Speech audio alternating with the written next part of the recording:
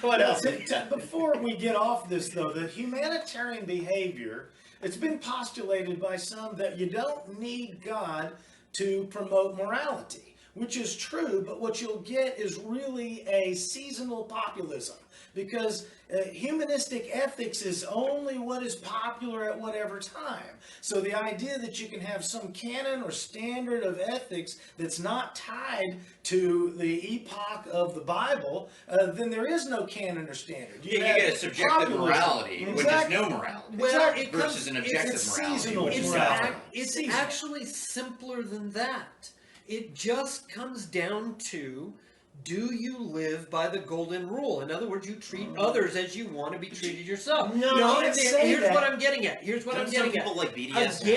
Again, when you take all of these immoralities that you mentioned, every single one of them is somebody trying to impose themselves on somebody else, which they don't want done to themselves. Okay. So they want us to accept them in their gender preference. Okay. Let me say something here.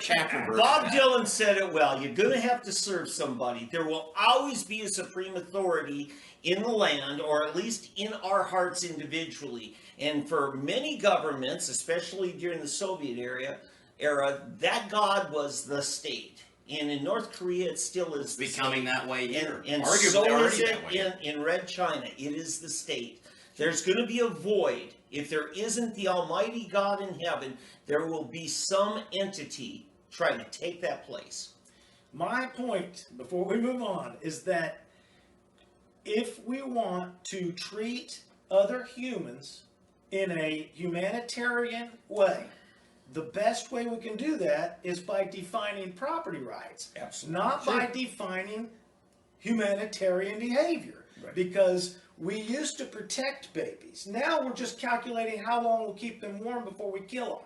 So my idea of humanitarianism is going to be totally different than somebody else's. You might be factually correct, but you're emotionally incorrect. And that's a way harder That has happened with my wife before. Sell, according to Ocasio-Cortez. No, she wants you to be morally correct. Morally correct. Yes, but really, that's dictated by her subjective feelings or emotions. Right. So I distilled it further. The idea that you can have morality without God is incorrect unless you define morality as not just subjectively, seasonal.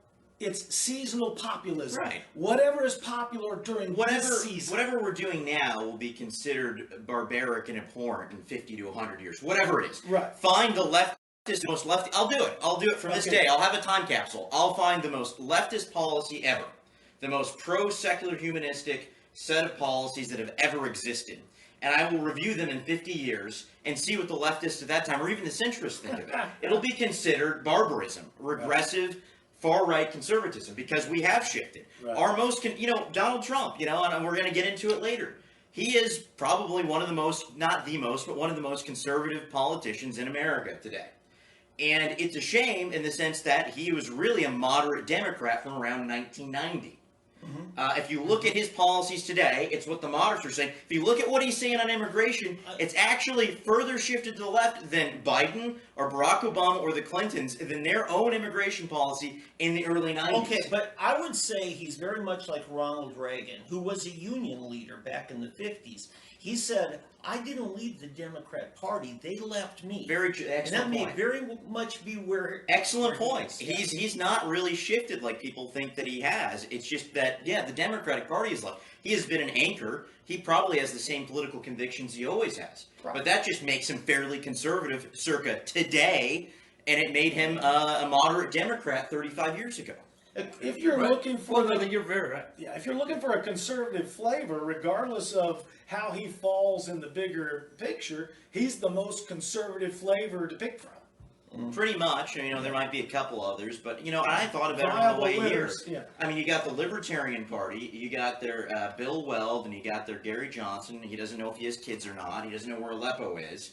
And he wants to make you bake the cake. Yeah. So he opposes the First Amendment. Then you got my Oh, and he point. wants to force vaccinations too. Sure, and then you got Bill Weld, and he's a gun grabber. He banned assault weapons, weapons of war in 1993 when he was governor. Okay, then And you he got has not repented of doing then you've so. got the Democratic Party. Of course, they've not met a gun they don't want to ban, and now you've got Trump, who supports these red flag laws, who has banned bump stocks, who has caused the Supreme Court not to hear a case on suppressors in which we'd find it's totally constitutional. To have a state law protecting the Second Amendment, which, so there is no major party out of the three, and I'd say libertarians third place. Those three, the The Constitution. three parties major coming out ones and that belong there. support gun rights, property rights of the First Amendment. I mean, that's what we're left with, Correct. present year. To be correct on this, though, I need to add, Trump was actually a candidate for president in 2000 in the Reform Party. He pulled out. And yes, but for a time Before he he was a was. candidate, That was was. Didn't he just He explore actually it? ran. He actually ran? Ultimately, Pat Buchanan became the nominee, but he was a candidate at least during the campaign season at some point. Yeah, in 2000. Yeah, in 2000, and so obviously he wasn't a hard left ideologue even back then.